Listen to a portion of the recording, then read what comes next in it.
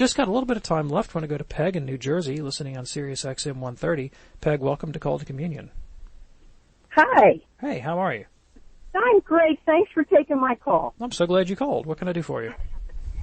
Well, I have a friend whose daughter has divorced her husband, and it was her choice to divorce. They weren't getting along, and they just decided that they wanted to part ways. Is she allowed to receive communion?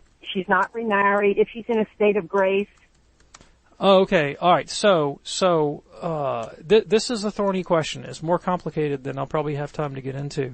The Code of Canon Law teaches that we have, and the Scriptures too, for that matter, teach that we have a moral obligation to maintain conjugal living. Right. So the instances in which Catholic spouses can lawfully seek a civil divorce, and keep in mind, a civil divorce does not sever the bond of matrimony. They're still married in the eyes of God and the Church. Those instances are clearly spelled out. All right, there are things like abuse. All right, gross negligence, scandal to children, loss of faith, adultery.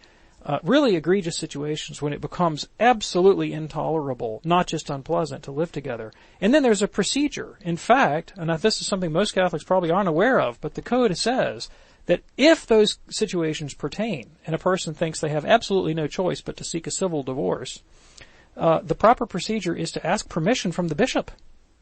All right.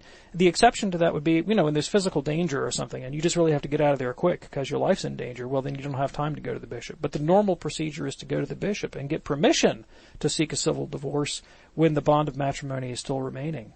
So if this is just, I've decided I like yellow and you like blue, and so I don't want to live with you anymore. Well, that's a sin.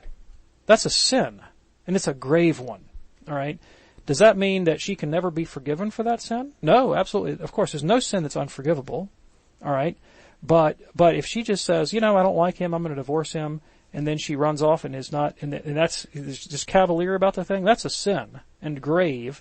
And unless she's been to sacramental absolution, had her sins forgiven, then like any mortal sin, that would prevent her and, any other kind of grave sin from us receiving Holy Communion. And she has a moral obligation to seek to be reconciled to the alienated spouse. What is she doing to be reconciled to the alienated spouse? That's also a moral demand of the gospel.